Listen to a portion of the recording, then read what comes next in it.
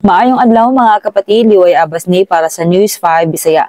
Gipadayag ni President Bongbong Marcos nga gisulian siya og i-blackmail sa abogado ni former Congressman Zaldico. Sumala sa presidente, gipugos niko nga undangon ang pagpagawas sa mga video bato kaniya aron makansela ang pasaporte sa kanhing kongresista. Giingon ni President Marcos nga serado ang iyang pultahan alang kangko tungod sa serye sa mga video nga gipagawas nga nagpasangil kaniya. Gisulti usab niya nga gisulayan sa abogado niko nga gamiton ang maong blackmail aron mapugnan ang pagkansela sa pasaporte niko. Dali dayon nga gipanaglaban sa abogado niko ang mga pasangil sa presidente. Sumala kang attorney Roy Rondain, wala siya nakig-uban sa bisan unsang opisyal sa gobyerno aron ipahunong ang pagkansela sa pasaporte sa iyang kliyente. Gipahibalo pa niya nga wala siya kontrol sa mga video nga gipagawas ni Zaldico. Pipila ka higayon ng gilambigit niko si President Marcos sa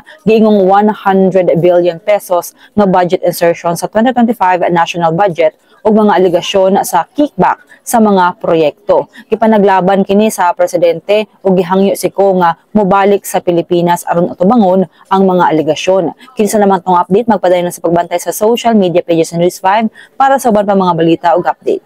Amping tangtanan.